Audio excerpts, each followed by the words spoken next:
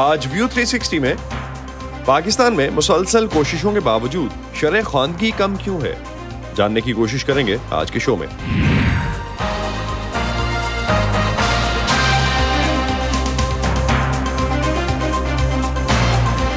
Voice of America کے Washington studios میں آپ سب کو خوش آمدید۔ آپ دیکھ رہے ہیں پروگرام ویو 360 اور میں ہوں اسد اللہ خالد۔ 8 ستمبر کو خواندگی کا عالمی دن منایا جاتا ہے۔ تقریباً 5 دہائیوں سے دنیا کے مختلف ممالک کروڑوں نوخواندہ افراد کے لیے تعلیم کی اہمیت کو اجاگر کرنے کے لیے یہ دن منا رہے ہیں۔ اس سال اس دن کا موضوع کئی زبانوں کے ذریعے تعلیم کا فروغ، یعنی تعلیم دینے کے لیے صرف ایک زبان کی بجائے زیادہ زبانوں کا اکٹھا استعمال ہے۔ یونیسکو، ورلڈ بینک اور دیگر عالمی اداروں کے اعداد و شمار کے مطابق دنیا بھر کی تقریباً نصف ناخواندہ آبادی کا تعلق جنوبی ایشیا سے ہے۔ اس خطے میں سب سے کم خواندہ ملک افغانستان ہے اور دوسرے نمبر پر پاکستان، جہاں تقریباً 38 اور 60% کے لگ بھگ آبادی خواندہ ہے، جبکہ سب سے زیادہ خواندہ جنوبی ایشیائی ممالک میں مالدیپ اور سری لنکا آتے ہیں۔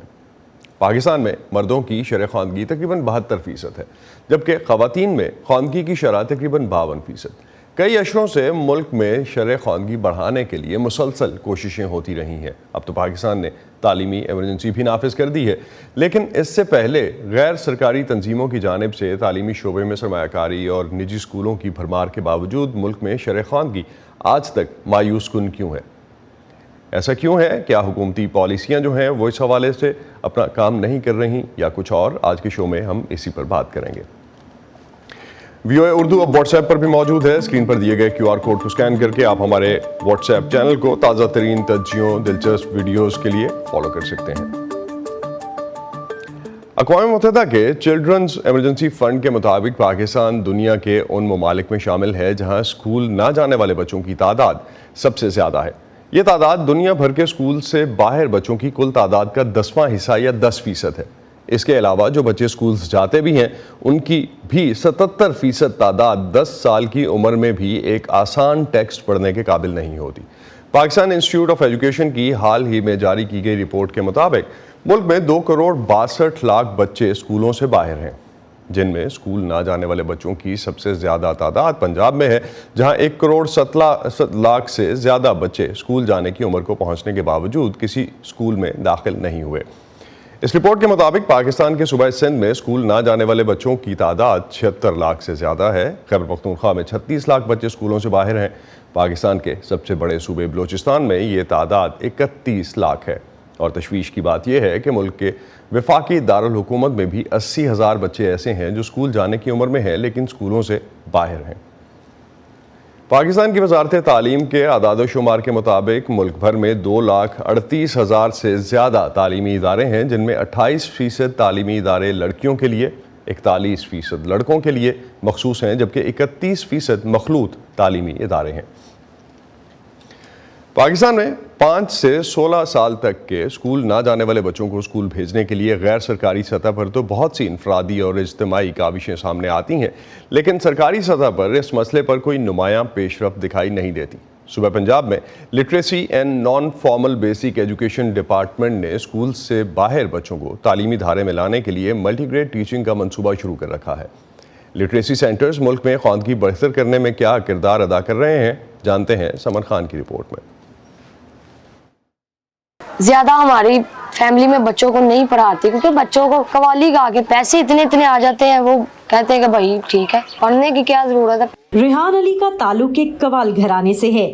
بچپن سے ہی ریحان کا قوال بننے کا شوق دیکھتے ہوئے ان کے والدین نے اپنے بیٹے کو خاندان کے دوسرے بچوں کی طرح اسکول میں داخل ہی نہیں کروایا۔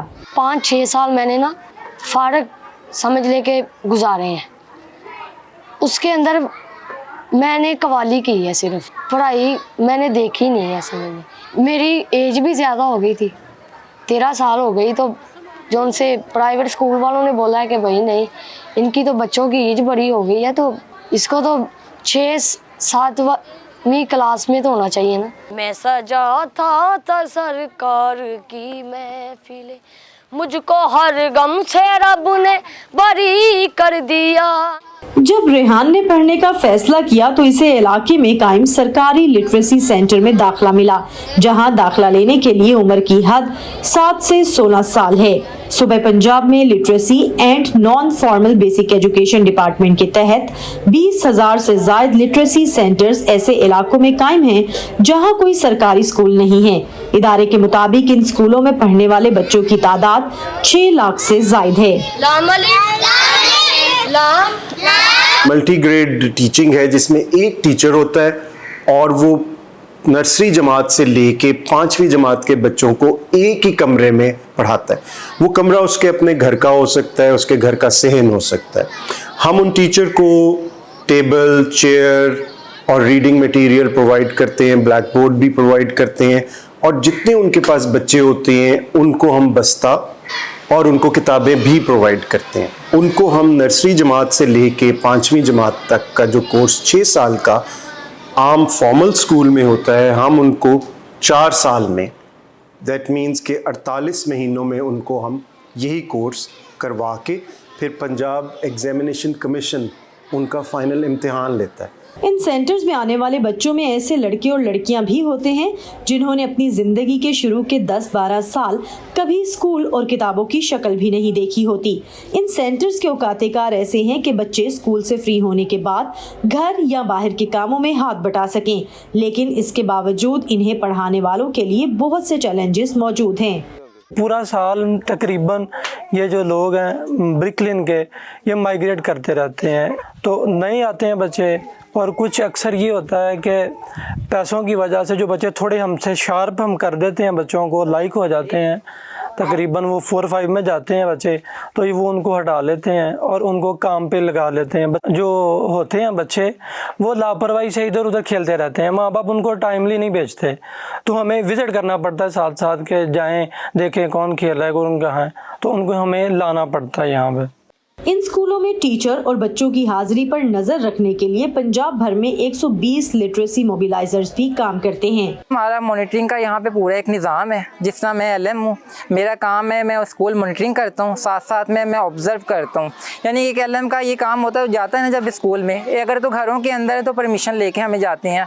और जिस तरह ये ब्रिकलिन के स्कूल है, यहाँ पे हम जाते हैं, वहाँ देखते हैं हम टीचर हैं वहाँ पे मौजूद होती हैं, उसके बाद हम बैठ जाते हैं, हम ऑब्जर्व करते हैं कि टीचर पढ़ा कैसे रही है। लेकिन आदादोशुमार के मुताबिक एक बाकायदा निज़ाम मौजूद होने के बावजूद सिर्फ 15% बच्चे ही इन स्कूलों से तालीम मुकम्मल करके मरकजी तालीमी धारे में शामिल होते हैं।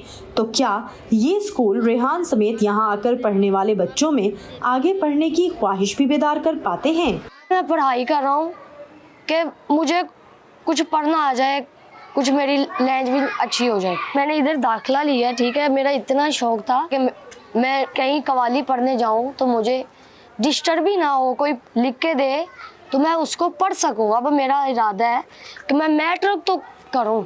हुकूमत की तरफ से तालीम के शोबे को बेहतर करने और बच्चों को तालीम हासिल करने के मौके देने की कोशिशें अपनी जगह, लेकिन जब तक रेहान अली खान जैसे तुलबा के वालिदैन अपने बच्चों की तालीम में दिलचस्पी नहीं लेते तो मुल्क में ख्वानदगी की शरह बेहतर करने की कोशिशें काफ़ी साबित नहीं होंगी। तो सवाल पैदा होता है कि क्या हुकूमत को बच्चों के अलावा वालिदैन को उकसाने के लिए भी कोई प्रोग्राम मुरतब करने की ज़रूरत है? Saman Khan, voice of America, Lahore. Saman Khan के इस सवाल का जवाब हम प्रोग्राम के दूसरे हिस्से में जानने की कोशिश करेंगे। पाकिस्तान की मनसूबाबंदी की वजारत की हालिया रिपोर्ट में कहा गया है कि मुल्क भर में सिवाय वफाकी दारुल हुकूमत इस्लामाबाद के कहीं भी तालीम का मयार इत्मीनान बख्श नहीं है, जबकि इस फहरिस्त के मुताबिक सिंध और बलूचिस्तान के अजला की अक्सरियत में मयार तालीम बहुत कम है। अब सवाल यह है कि हर साल कई हज़ार अरब रुपए के अखराजात के बाद भी नताइज इस कदर मायूस कुन क्यों हैं और मुल्क में तालीमी निज़ाम को बेहतर क्यों नहीं बनाया जा सका? मोहम्मद साकिब ने इन्हीं सवालों के जवाब ढूंढने की कोशिश की। फिर उसने क्या किया? उसने चादर झाड़कर ढूंढा और चश्मा। कराची के एक सरकारी स्कूल में छोटे बच्चों को स्टोरी टेलिंग के जरिए तालीम दी जा रही है, लेकिन ये स्कूल उन चंद सरकारी स्कूल्स में से है जहां तलबा को तालीम की निस्बतन बेहतर सहूलियात मुयस्सर हैं, क्योंकि ये स्कूल एक गैर सरकारी इदारे ने अडॉप्ट किया और फिर इसमें बेहतर तब्दीलियां मुतारिफ कराई गईं। इससे हटकर अगर देखा जाए तो मुल्क के अक्सर सरकारी स्कूल्स और हत्ता के निजी स्कूल्स में भी ऐसे मनाजिर कम ही देखने को मिलते हैं। वसाइल की कमी, एक मजबूत तालीमी पॉलिसी का फुकदान, बद इंतज़ामी और कई दूसरे अवामिल को मुल्क के पस्त मयार तालीम की वजह के तौर पर पेश किया जाता है। अगर पीएचडी टीचर भी अगर आप रिक्रूट कर लेते हैं एट अ प्राइमरी लेवल और वो एक टीचर है 6 जमातों में, तो आप बताएं वो कितना अनसस्टेनेबल है टू प्रोड्यूस क्वालिटी। वसाइल की अगर बात की जाए तो पाकिस्तान में इस साल हुकूमत मजमूई तौर पर 2000 अरब रुपए से जायद की रकम तालीम पर खर्च करेगी, लेकिन माहिरीन तालीम का ख्याल है कि हज़ारों अरब रुपए सालाना खर्च करने के बावजूद बेहतर नताइज हासिल नहीं हो पा रहे, क्योंकि इनमें से रकम का बड़ा हिस्सा तो तनख्वाहों की अदायगी ही में खर्च हो जाता है और तालीमी मयार की बेहतरी पर लगाने के लिए बहुत कम रकम बच पाती है। देखने को तो वसाइल बढ़ गए हैं तालीम की allocation at the provincial levels, मगर वो सारी की सारी टीचर्स की सैलरीज में ही जाती है, वो डेवलपमेंट में और ठोस कामों में बहुत कम जाती है, पैसा ही नहीं बचता। मगर पॉलिसी की ये कमी है कि पॉलिसी ने ये फैसले नहीं किए हैं कि डिसीजन मेकिंग और ट्रस्ट किस लेवल तक हम डिवॉल्व करेंगे। बाज़ माहिरीन मुल्क में पस्त तालीमी मयार की ज़िम्मेदारी पॉलिसियों में तसलसल ना होने और असातिज़ा की तरबियत के फुकदान पर भी डालते हैं। इंफ्रास्ट्रक्चर के हमारे पास बहुत इशू हैं, तो सिंध में तो ख़ास तौर पे स्कूलों के अंदर इंफ्रास्ट्रक्चर के, कॉलेजों के अंदर बहुत सारे इश्यूज़ हैं। अच्छा, इसके अलावा जो सेकंड चीज़ है जिसकी हमें सबसे ज़्यादा ज़रूरत है वो capacity building of a teacher. ठीक है, अब हम किसी को ये नहीं कह रहे कि ठीक है वो जो सिलेबस पढ़ा था वो ऑब्सोलीट हो गया, अब जो है वो नए तकाज़ों के मुताबिक चलना है। इन मसाइल का हल यकीनन आसान नहीं, लेकिन माहिरीन तालीम का ख्याल है कि तालीम को तरजीह बनाकर इस शोबे में फ़ैसले इसी शोबे से वाबस्ता काबिल अफराद ही करें तो बेहतर नताइज हासिल किए जा सकते हैं। हमारे पास जो प्लानर्स हैं वो हमने असल में बैरोक्रेट ले लिए हैं। अब जैसे एक सेक्रेटरी एजुकेशन है, यकीनन वो बैरोक्रेट होता है, वो अच्छा काबिल अफसर होता है, लेकिन वो थोड़े अरसे खिदमत अंजाम देता है एक डिपार्टमेंट में, फिर एजुकेशन में आ जाता है, तो उसकी एजुकेशन बेस्ड नहीं है। तो ज़रूरत इस बात की है कि हम प्राइमरी से लेके कॉलेज साइड तक जो है वो एजुकेशनिस्ट को, जो ट्रू एजुकेशनिस्ट हों, जिनके पास विजन हो, और वो प्रोग्राम दें। एजुकेशन के मसलों का हल सिर्फ एजुकेशन में नहीं है, क्योंकि ये सारे मसले और हैं, गुर्बत के हैं और बहुत सारे इश्यूज़ हैं। इसको एक मल्टी सेक्टोरलिज्म की तरह, एक मल्टी सेक्टोरल आइडियोलॉजी से हमें हल करना पड़ेगा। पाकिस्तान में तालीमी शोबे को दरपेश चैलेंजेस पर माहिरीन की राय से हुकाम भी मुत्तफिक तो दिखाई देते हैं, लेकिन ये मसला सिर्फ तालीमी मयार ही तक महदूद नहीं बल्कि इससे ज़्यादा बड़ा और गंभीर है, क्योंकि पाकिस्तान में 2,62,00,000 से ज़ायद बच्चे इस वक्त स्कूलों से बाहर हैं और इन्हें स्कूलों में लाना किसी के लिए आसान हदफ नहीं। Mohammad Saqib, voice of America, Karachi. Pakistan में स्कूल ना जाने वाले बच्चों में ज़्यादा तादाद मजदूरी करने वाले बच्चों की है, जो वसाइल ना होने की वजह से स्कूल नहीं जा पाते। इन बच्चों को मुफ्त और मयारी तालीम देने के लिए कुछ रज़ाकार अपनी मदद आप के तहत इस्लामाबाद में रावल टाउन के एक पब्लिक पार्क में स्कूल चला रहे हैं। आलमी यौम ख़वानगी पर रम खान उन्हीं से हमें मिलवा रही हैं। इस्लामाबाद में भी हमें ऐसे स्लम एरियाज़ मिले जहाँ पे ऐसे आउट ऑफ स्कूल बच्चे मौजूद थे। हमने प्लान किया कि हम क्यों ना इनके ही स्लम एरिया के करीब किसी भी पार्क में ऐसा इनिशिएटिव स्टार्ट करें जहाँ पे ये बच्चे डेली बेसिस पे आएँ और अपनी तालीम हासिल करें। 18 मेरा नाम अब्दुर्रहमान लोधी है और मैं कॉर्पोरेट सेक्टर से ताल्लुक़ रखता हूँ। Each one teach one foundation जो कि आज से 10 साल पहले शुरू की गई थी, इसका मकसद ये था कि पाकिस्तान में 2.5 करोड़ बच्चे आउट ऑफ स्कूल हैं, उनको किसी न किसी वे में स्कूलों तक पहुंचाना है। सबसे बड़ा चैलेंज लोगों की एक्सेप्टेबिलिटी का है। लोग इस चीज़ को एक्सेप्ट ही नहीं कर सकते कि ऐसे बच्चे भी मुफ्त और मयारी तालीम हासिल कर सकते हैं। उनके नज़दीक ये वो बच्चे हैं कि जो कचरा उठाने वाले बच्चे हैं, कूड़ा उठाने वाले बच्चे हैं या रेडी लगाने वाले बच्चे हैं। वॉलंटियर्स काम करते हैं, बेसिकली उनका ताल्लुक डिफरेंट यूनिवर्सिटी से होता है। दिन भर वो अपनी यूनिवर्सिटी में अपने एकेडमिक्स में मसरूफ़ होते हैं। शाम को ये वॉलंटियर जो है अपने कीमती टाइम में से वक्त निकालते हैं और हमारे पास यहाँ पे आते हैं इन बच्चों को पढ़ाने के लिए। इन वॉलंटियर्स की यूनिवर्सिटीज़ के अंदर कुछ इवेंट्स करते हैं, जिसमें बेक एंड सेल हमारा एक ऐसा इवेंट है। हम खुद घर से खाने पीने की चीज़ें बना के लेके जाके उन यूनिवर्सिटीज़ के अंदर, उन कॉलेजेस के अंदर सेल आउट करते हैं और इससे जो इनकम जनरेट होती है वो हम इन बच्चों के ऊपर लगाते हैं। इन बच्चों की एकेडमिक्स से लेके को करिकुलर और इनकी डेवलपमेंट की सारी जो ज़िम्मेदारी है वो हम ही उठाते हैं। इन बच्चों को, जब ये बच्चे हमारे पास आते हैं, इन बच्चों को एकेडमिक्स की तालीम से हम लोग स्टार्ट करवाते हैं एंड लेटर ऑन जब ये बच्चे किसी बेहतर स्टेज पे पहुंच जाते हैं, हम इन बच्चों को आर्ट्स की तालीम के साथ साथ हम इन बच्चों को जो नई टेक्नोलॉजी की तालीम है वो भी हम इन बच्चों को प्रोवाइड करते हैं। मुझे लगता है कि ये वही बच्चे हैं जो हमारी सोसाइटी में एक पॉजिटिव चेंज ला सकते हैं। इनको मुश्किल होता है कभी कभी हैंडल करना, लेकिन थोड़ा बहुत आपके साथ इनकी बॉन्डिंग हो जाए तो फिर they are the most loving kids. तो मेरा ये था कि बच्चों को देखना, और इन बच्चों, क्योंकि मैं खुद देखती हूँ ये काम भी कर रहे होते थे सुबह, फिर यहाँ आके पढ़ रहे होते थे, तो इनको सुबह काम करते हुए देख के फिर पढ़ते हुए देखना, मैंने कहा इनमें अगर इतनी एनर्जी और इतनी मोटिवेशन है तो फिर हमें तो आके पढ़ाना ही चाहिए इनको। बिला रज़ा जमील माहिर तालीम है और इस वक्त पाकिस्तान में ख़वानगी की कम शरह पर बात करने के लिए हमारे साथ मौजूद हैं। उनसे जानते हैं कि पाकिस्तान में किस तरह से अब तक इतनी इन्वेस्टमेंट के बावजूद कुछ बहुत बेहतरी नहीं आ सकी। बिला, बहुत शुक्रिया आपका। पाकिस्तान में तालीमी शोबे में सरमायाकारी तो बहुत हुई है, लेकिन अब तक हमें शरह ख़वानगी कुछ मायूस कुन क्यों दिखाई देती है?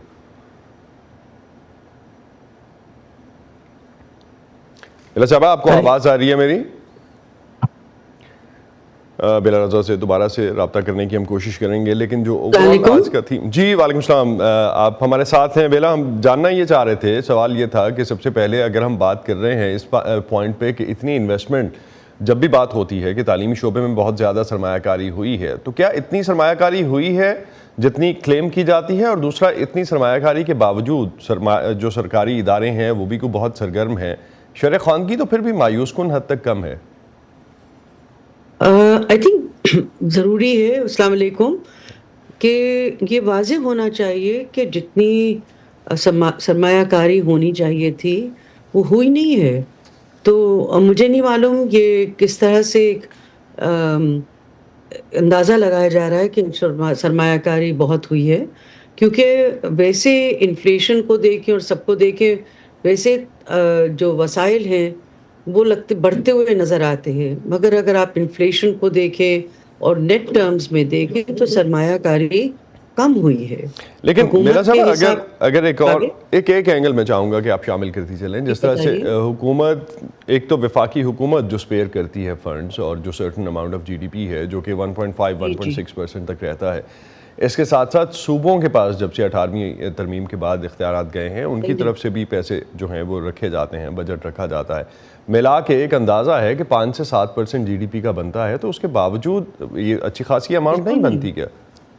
बिल्कुल भी नहीं। तो सबसे पहले ये बहुत अहम बात है कि जब हमारे पास इकोनॉमिक सर्वे ऑफ पाकिस्तान में रिपोर्ट होता है चैप्टर 10 में कि कितनी सरमायाकारी लगी, तो वो प्लीज़ ये ना समझें कि वो सिर्फ वफाकी सतह की है।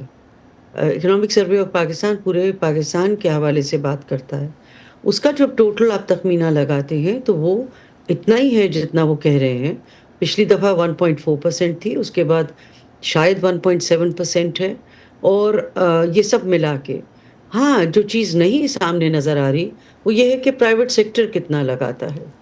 तो सरमायाकारी के ऊपर बहुत बड़ी बहस और काम होने की ज़रूरत है, मगर जो इन्फ्लेशनरी प्रेशर्स हैं इसकी वजह से जो हमारे पास बढ़ता हुआ बजट है, अब मैं बता रही हूँ, अगर आपको लगता है कि हर सूबे में 15 से 20% जो उनका टोटल बजट है वो तालीम को जा रहा है, वो शायद दुरुस्त भी होगा, मगर जैसे कहा मैंने पहले भी किसी प्रोग्राम में कि इसकी जो 90% से ज़्यादा जो शरह है वो सिर्फ सैलरीज़ पे तनख्वाहों पे जाती है, और जो कुछ बचता है वो बहुत मुश्किल से, और उसका जो एक सीक्वेंस और वक्त होता है वो बहुत ऊपर नीचे होता है बाय द टाइम वो स्कूलों तक पहुँचे।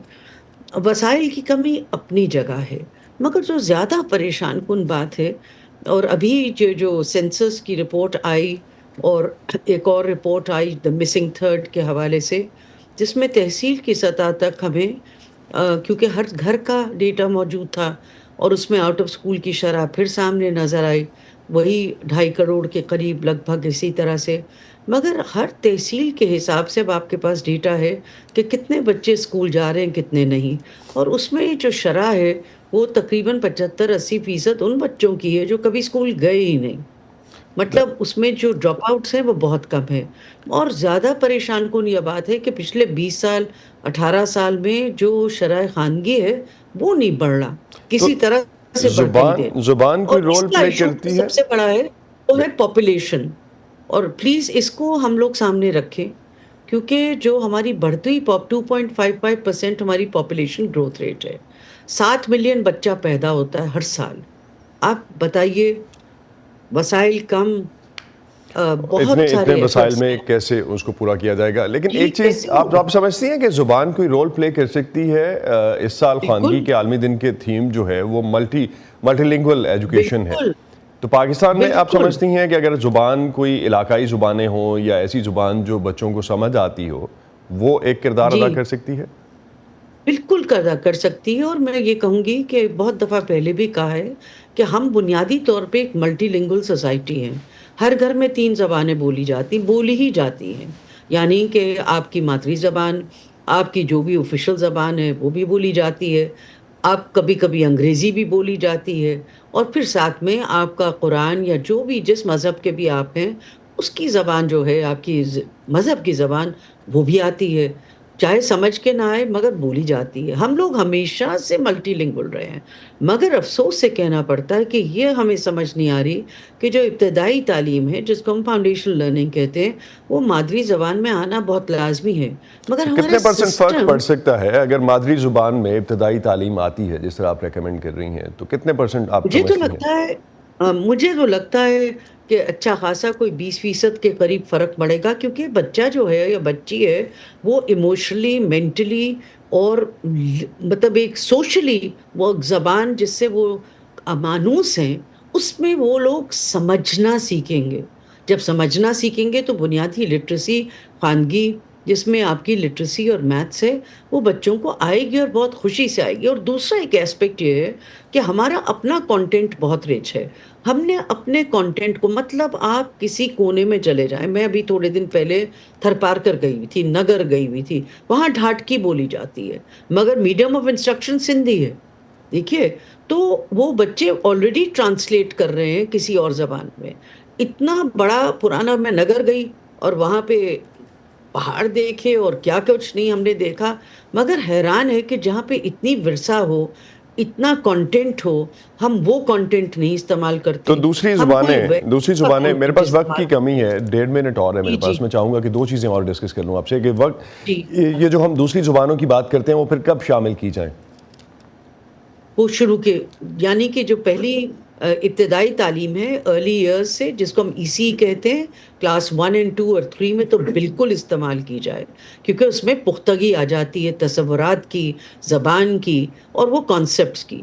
फिर आगे आहिस्ता आहिस्ता आप बेशक ज़बानें और करें इस्तेमाल, हम लोगों को तो आदत है मल्टीलिंगुअल होने की।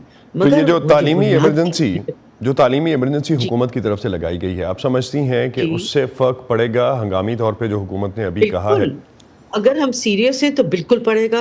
अगर प्राइम मिनिस्टर इसको बिल्कुल अपने हर 2 हफ्ते बाद इसकी खबर लेते हैं तो बिल्कुल पड़ेगा। चीफ मिनिस्टर्स खबर लेते हैं, उनको तो इमरजेंसी सेंटर्स और ये डिलीवरी यूनिट्स अपने दफ्तरों में खुद कायम करने चाहिए। और फिर मैं कहूँगी कि मल्टी सेक्टोरल काम नहीं करेंगे, क्योंकि एक बच्चा भूखा भी है, अनपढ़ भी है, उसके घर का कोई पता नहीं क्लाइमेट चेंज की अगला क्राइसिस कब आए, उसको घर से कब निकाला जाए, क्या हो। हमारे यहाँ वल्नरेबिलिटी बढ़ गई है, और इसका इलाज तालीम के अलावा और दूसरी सहूलतों से है, जिससे बच्चों को तहफ़्फ़ुज़ मिलता है, एक सोच का तहफ़्फ़ुज़, एक ज़हन का और एक एहसास का तो यही तहफ़्फ़ुज़, एक एनलाइटन ताकि कर आगे बढ़ सकेगा इस पूरी सोसाइटी को और बच्चों को खास तौर पर। बहुत शुक्रिया बेला, आप हमारे साथ थी।